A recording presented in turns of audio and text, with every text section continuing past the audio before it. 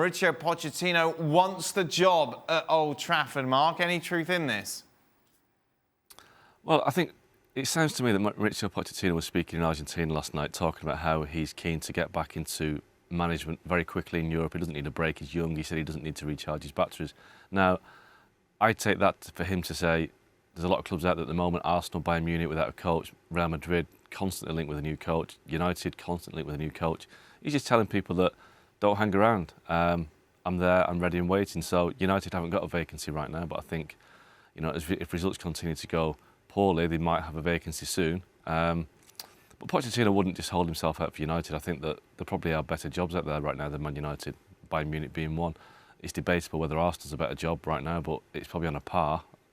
You have to question whether Man United is a good job, you know, considering that they haven't had the consistency of recruitment, of results, of anything since Sir Alex Ferguson left in 2013. So if I'm Mauricio Pochettino, I wouldn't put United at the top of my list. I'd think that it's a big club, somebody will get it right eventually, but whether the conditions right now are in place to get it right now, I don't know. I think he might be wise to put his ambitions to a different club somewhere else.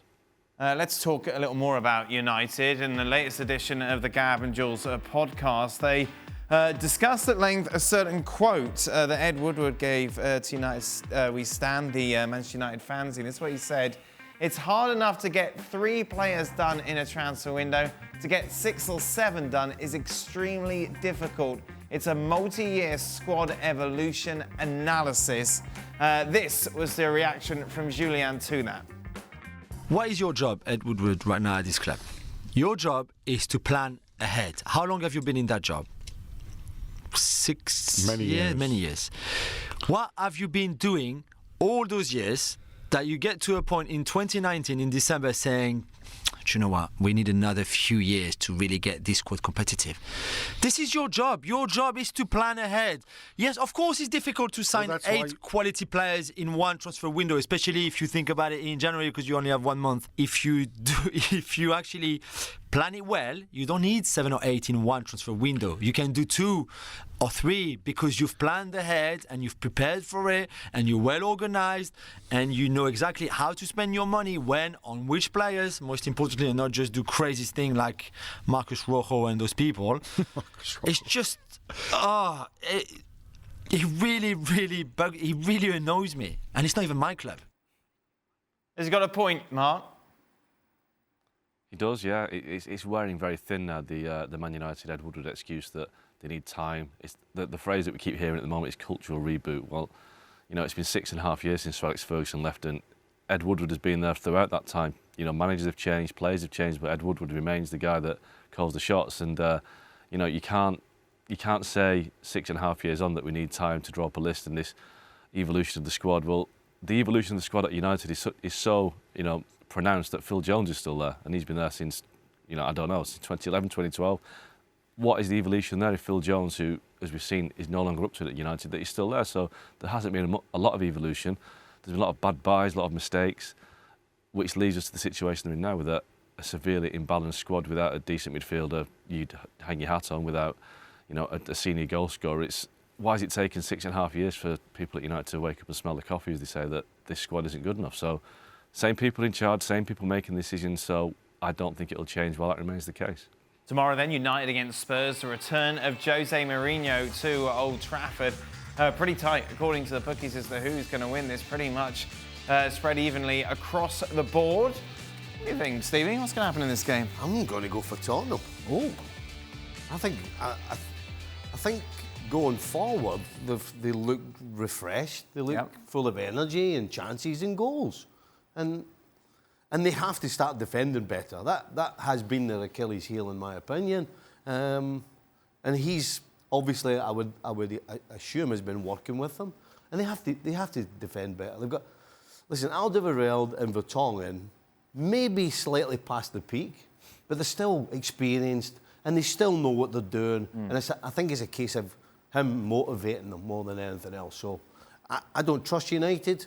United, I think, will try and go forward, and I think Mourinho will try and suck them in and then hit them on the break. It's going to be a fun game, this. I got a feeling there's going to be a lot of goals in there, Ali. Well, maybe so, because neither one of these teams can defend properly, and you would assume that Stevie just mentioned it, that Manchester United is going to get after Spurs. I actually think that Manchester United has a better chance in this game if they drop off and they try to take advantage of how vulnerable Spurs can be on the counterattack going the other way, because they have proven that defensively they can get stretched and they can get disorganized. So if I'm Manchester United, I sit back.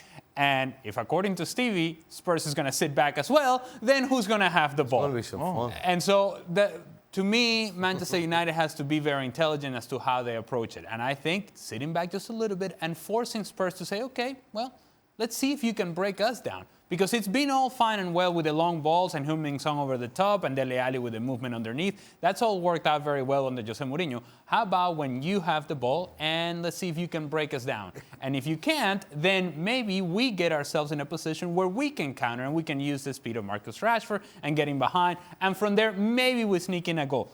I do think that all these players from Manchester United may just be thinking, okay, this guy who's now coaching on the other side, he thought that we were all terrible.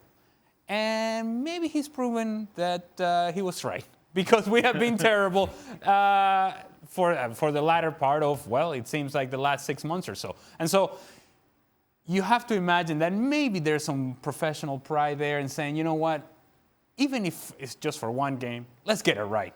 Let's get it right at home, in front of our fans, in front of our people. Maybe we get a performance out of ourselves that we haven't shown that we are capable of. You're going United? I'm going United. I don't disagree with your theory. Yes. It would be nice to sit back and bring Tottenham on. Yeah. The problem is Manchester United are at home. And if Tottenham are sitting off, the crowd will not allow that. The crowd will not allow them not to come forward. And the fact that a lot of these players probably want to do one over on Mourinho will actually make them take a step forward. So I don't disagree that's the right way to go about it. Yeah. I just don't see how it happens. That's why I said they have to be intelligent how they approach it. Not emotional, intelligent. That's a stretch, So we got one for Spurs, one for United. Who are you going for, Mark?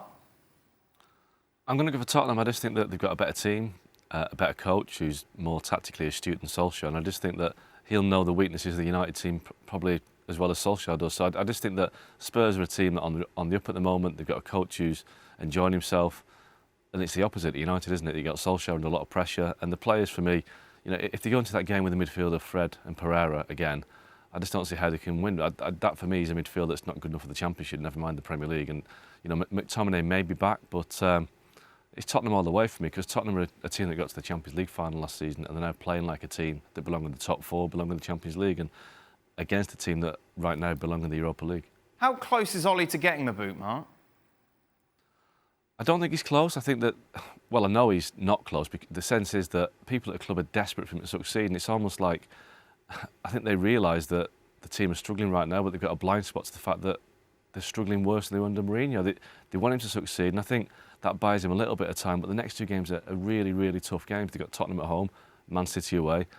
I do think that if they lose those two games, then the pressure will become quite intense on Solskjaer, but right now there is almost a kind of a naive belief that he can turn it round, that he's doing the right things, but this is Man United. They can't allow these results to continue forever. They've been terrible results, and you know, if you accept mediocrity at Man United, then that isn't the way that Man United works. So I think the results are going against Solskjaer. He's got the support of the club, but as the guys know, it disappears very quickly when results go against you. Thanks so much for watching ESPN on YouTube. And for more sports highlights and analysis, be sure to download the ESPN app. And for premium content and live streaming, subscribe to ESPN Plus.